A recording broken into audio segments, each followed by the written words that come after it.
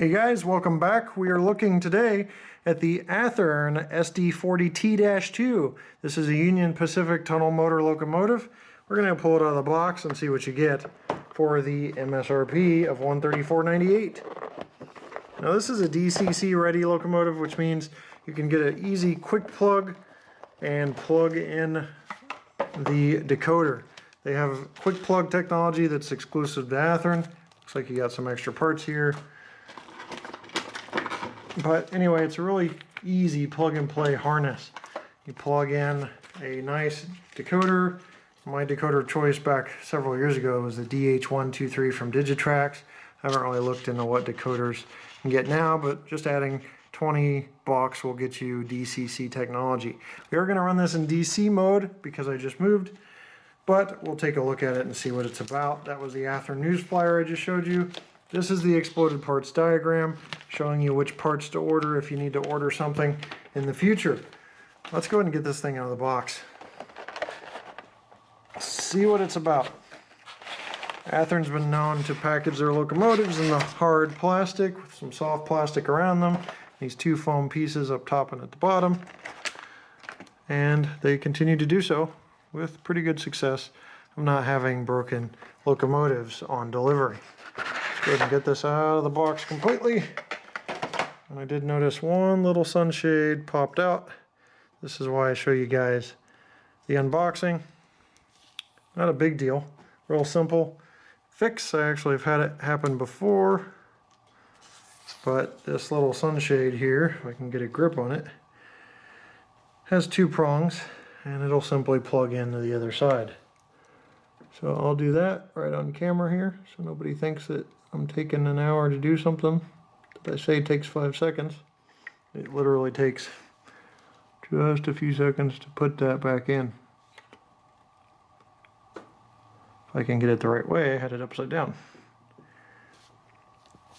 So line up the little holes and we're back in business just like that with the sunshade back. It's the only part that popped off that I can tell. Let's go ahead and get this foam out of here. This protects the handrails, keeps them somewhat straight and narrow. That's where they got the phrase on the straight and narrow. No, I'm just kidding. That's not where they got the phrase. All right, so I'm going to shed a little bit of light because we have some light problems. There's a lot of shadows playing games here. Little light on this locomotive. It makes it appear washed out with the amount of light I have on it, but the UP yellow is true. However, the light I want to give to show you the details, let them come out a little better. I'm going to go ahead and lower camera angle and zoom in so we can get a better look at this locomotive. So I think we have enough light to kill the light. We're going to start off with the front with the 88-inch nose. Now, 88 inches is the prototype, obviously, not the actual inches on the HO scale model. That would be a really big nose, but you've got this unit, which is an X-Rio Grand unit. You've got a lot of nice detail working off the front here. You've got the cab, which is a late 4-window cab. That 4-window cab comes in the front 4 windows. As you see there, that has nothing to do with these side cab windows. You've got a lot of nice detail, snowplow up front. You got the MU hoses with silver painted ends. Now you don't see this as often on the ready to roll line as you do the Genesis line, but it is present here on this ready to roll SD40T-2. Looking at some other details, you've got the handrails, which are incredibly stable. You know, you have a lot of flimsy handrails sometimes with different products, and these are really stable, nicely done. Looks like an even paint job on the handrails, especially the white area there, without any blotching or paint clotted up in certain areas. Got the coupler cut lever with the white as well. You've got the coupler itself, which is a McHenry coupler. That's because McHenry is owned by Athearn, with the metal or the magnetic trip pin on it. You've got the brake here, brake wheel along the side of the nose, separately applied grab irons, the number boards and lights, which we'll get into later to see what's lit, what's not. You got number 2934 along the side, the UP shield, a lot of detail working our way back. Now, working our way to the center of the locomotive, the long hood section. You've got the dynamic brake housing here, see-through fan grills of all types, the radiator fans, the dynamic brake fans. You've got the exhaust. You've got the Nathan M3 air horn back here. A lot of detail. The handrails are razor sharp, razor straight. Nothing very wavy about them. There's no wavy problems. The stanchions are staying in their holes nicely. Got nice fuel tank detail there. Minimum operating radius on this is suggested to be 22 inches, so you may want to stick with that. Keep in mind, this is a DC model. Working our way back, you got nice truck detail. A little hard to see. I'm going to go ahead and shed that artificial light that really washes it out so you can see the truck detail. But nice truck detail along the side there. And accurate truck detail. You got your body mounted bell just out of sight here, right there. So that's nicely done. Looks like a little bit of flash is left on the handrail up here. I'll get that off here with some snippers, no problem there. Radiator fan grills along the back side are nicely done. Very three-dimensional to the body of the locomotive, and some separately applied grab irons up top, radiator fan grab irons. Looking towards the back of the locomotive, it's not the sexiest thing I've ever seen in the back of the locomotive. It's kind of flat. That has more to do with the prototype than anything the Athearn company can do. But you've got the two tail lights in the back there, separately applied grab irons, number 2934, which is the cab number. And again, an improved durability of the handrails continues on to the back. A little more flimsy than the front, but still better durability than I've seen in the past. Moving around to the other side, you got more of the same, just mirrored on the other side, not a whole lot different. So, to just give you a view of what's going on, I'm going to go ahead and kill the lights so nobody thinks that this UP yellow is way washed out. But you can see what's going on this side as well. Got the ice skate antenna up top, another separate antenna, and grab irons on the nose, along with the sand filler hatch up top. And let's go ahead and see. Cab windows adjustable. Yep, they move. So cab windows move. It looks like this one springs back, but the cab windows do move. There we go. Just kind of moves back and forth there. So adjustable cab windows there. That covers the detail. Let's go ahead and check into the operation and see how this thing runs on DC mode. Sorry I won't be able to oblige to you DCC folks today, but we'll take a quick look for the DC folks that still operate and see what kind of lights we're dealing with and how it operates in DC mode. Well guys, I will tell you this, we're not going to be able to look at the precision and smoothness of the motor because we are in DCC mode, or in DC mode, I'm sorry.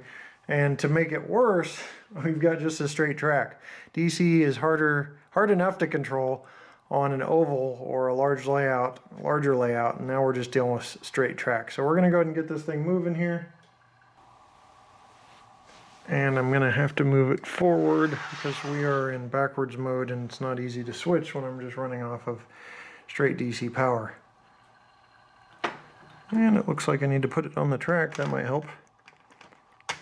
Okay, so it's on the track. You can get some voltage here going, and I don't even know what volts we are at. Sorry, I'm using a primitive DC controller here. So we can see a little bit how the drive's smooth at slow speeds. And fairly quiet, but it's really hard to tell. Now I'm going to switch polarity here, and we'll take a quick look at the front. It's going to take a moment because I've got to swap some wires around, but we'll be right back.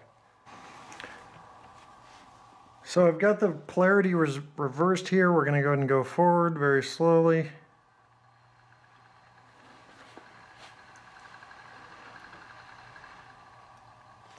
That is about crawling in DC. Obviously in DC, this isn't Athearn's drive. It's just the nature of raw DC. It's not going to be as smooth. It's slower speeds, at lower voltage. It's going to jerk around more. But the drive is smooth. These Athearn flywheel drives are pretty smooth. And I have no doubt that this one is as well. Now, I'll go ahead and move it fast for you a little more voltage. And it helps you to tell that the drive is a lot smoother. Now let's go ahead and hold this in place. I'm going to get a heads-on view so you can see the headlight as I hold this in place. So you can get a good look at the incandescent bulbs here. Now there is a debate, and I say this all the time when I'm reviewing Athearn products about incandescent bulbs. There's the folks that are LED folks, which trust me, I'm with you on a lot of stuff, but there is the beauty of the incandescent bulb, mostly because it is prototypical. The real things use incandescent bulbs, they don't use LED bulbs yet, and I think these reflect that pretty nicely. This is never good for the locomotive, but there you can see the headlight. And that is the only light that lights up on here. There's no ditch lights present. I did check the rear light. It does light up as well. The two up front and the two in the rear do light up just fine. Now, one other thing I want to mention about this, it does not have lit number boards. Athearn on their diesels have not gone to lit number boards yet from what I've seen, especially on the Ready to Roll series. I could be wrong on a few items, I'm not sure completely, but this does not have lit number boards. Now when you get in the world of DCC, you can install whatever you want.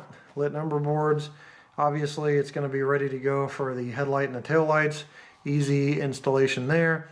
And then if you just go straight DCC with the DCC quick plug, like the Digitrax DH123, you're just plugging something in and you're good to go on DCC with a standard address of 3 when you install that decoder.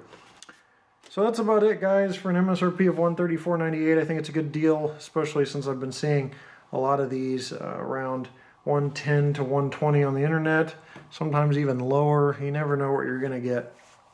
It's like Forrest Gump's box of chocolates.